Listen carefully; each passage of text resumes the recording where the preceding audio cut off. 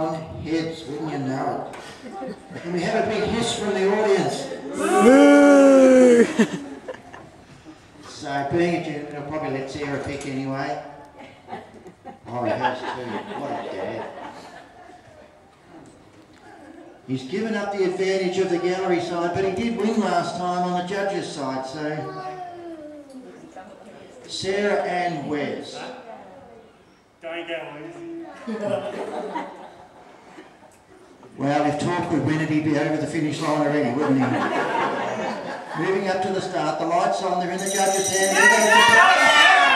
And Wesley Joyce trots away from the start. Sarah's already round over the second fence. Now he's winding up and having a charge out. A big gallop down the middle.